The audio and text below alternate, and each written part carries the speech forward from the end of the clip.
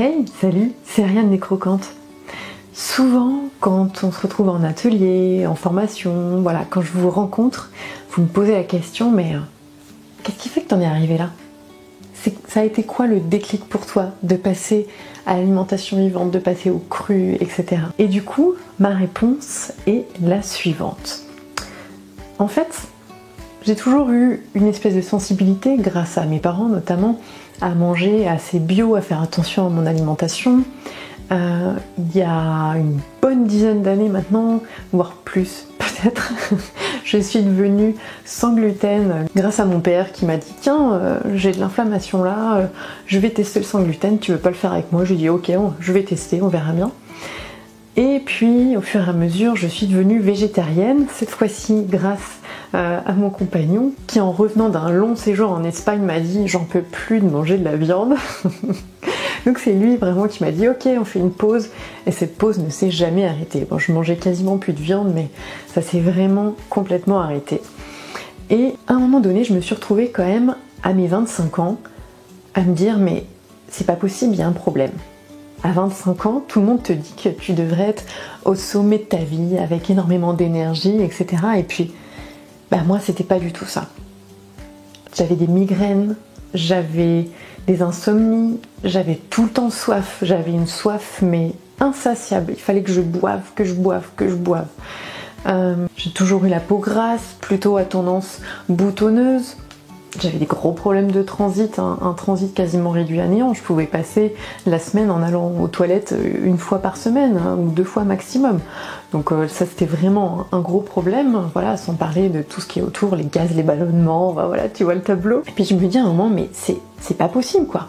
Je suis végétarienne, je mange sans gluten, je fais du sport régulièrement, voilà, j'ai quand même une hygiène de vie qui est pas trop mal. Pourquoi j'en arrive à ce niveau-là? Pourquoi est-ce que je suis tout le temps frileuse? Pourquoi est-ce que j'ai l'impression d'avoir pas d'énergie? Pourquoi est-ce que j'ai l'impression d'être stone, comme si j'étais bourrée ou comme un drogué le week-end, quoi? Tu vois, il y avait plein de choses comme ça où je me disais mais c'est pas possible, quoi, cette lourdeur, cette fatigue, cette pesanteur. Je décris cette période-là en me disant mais en fait je me sentais rouillée. Vraiment, comme une vieille machine avec des mécanismes rouillés. Et à un moment, tu te dis, mais voilà, la machine, elle est toute neuve, quoi, il y a un problème.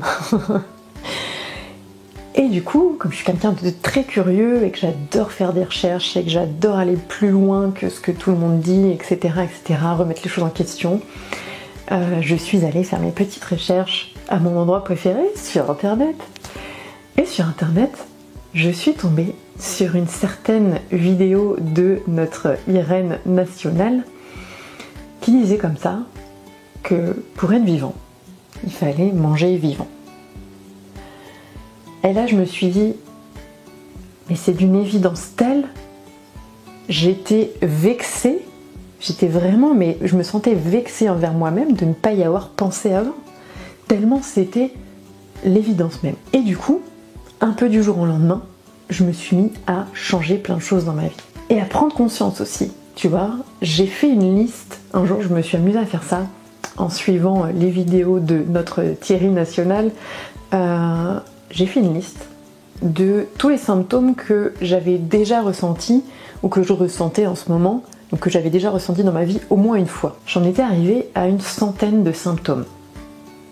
Ça peut paraître énorme, mais en fait quand tu les listes, les symptômes, ça peut être des maux de tête, ça peut être des problèmes de vision, ça peut être, tu vois, de la frilosité, des problèmes de circulation, des problèmes de peau, toutes ces choses que tu as au moins expérimenté une fois dans ta vie.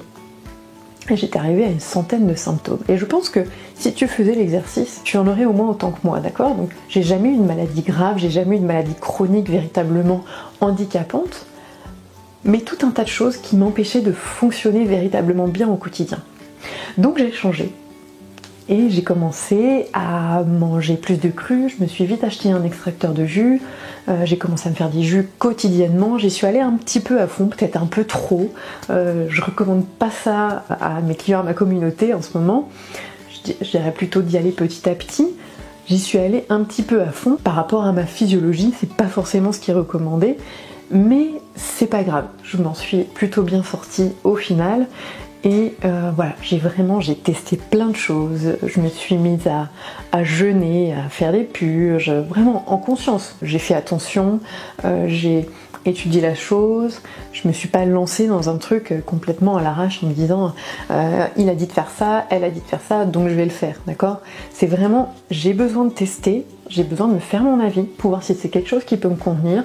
Je prends les informations, je prends les renseignements. Hop, petite interruption. Donc voilà, je me suis lancée dans tout ça vraiment en faisant attention. Et puis j'ai commencé du coup à acheter des livres, à faire plein de recettes de cuisine, à les partager à mes proches. Et alors au début j'ai le droit à plein de choses pas très agréables, du genre mais tu vas pas avoir des carences, mais t'es pas tombé dans une secte, mais toutes ces choses-là.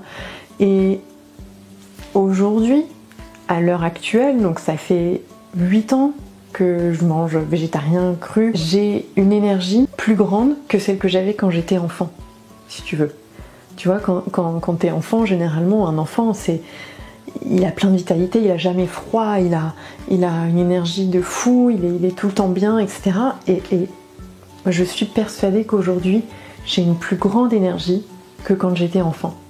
Donc c'est pour te dire le niveau de vitalité que j'ai aujourd'hui. Tu compares Ariane de maintenant avec Ariane il y a 10 ans, c'est juste pas la même personne. Et ça, j'en suis mais ultra reconnaissante et je suis très heureuse d'en être là.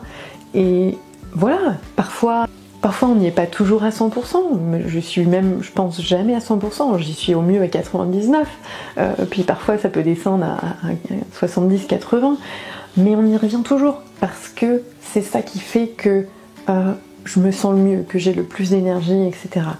Et chose intéressante, peut-être qu'on aura l'occasion d'en reparler, mon compagnon au début qui regardait les choses d'un œil un peu « qu'est-ce qu'elle fait ?» Et ben lui il est gourmand et donc il s'est mis à manger les plats que je faisais sans trop poser de questions. Et puis à un moment, au bout de quelques semaines, il me dit « mais tu sais Ariane, mes performances sportives se sont améliorées. Je récupère mieux, j'ai une meilleure endurance et je suis sûre que c'est grâce à cette nouvelle alimentation que tu as mis dans notre quotidien. » Ben voilà, j'adore. Et aujourd'hui, dès qu'il mange un peu trop cuit, dès qu'il mange un peu trop transformé au resto par exemple, il va me dire ah bah là, c'était trop lourd quoi, là j'ai besoin de me faire un repas de fruits et basta. Donc voilà, l'alimentation vivante c'est notre règle, mais ça veut pas dire que on est dans le dogmatisme et dans la religiosité, on sait aussi s'ouvrir à d'autres choses. Et ça pour moi c'est aussi important. Voilà, mais on pourrait en parler encore très longtemps. Je voulais faire une petite vidéo assez courte sur pourquoi est-ce que j'en suis arrivée là. Voilà, j'ai répondu à cette question et on fera d'autres vidéos. Je te raconterai notamment comment j'ai monté les croquantes et comment tout ça s'est mis en place. Bye bye, à la prochaine vidéo et n'oublie pas de t'abonner et de mettre un petit pouce bleu.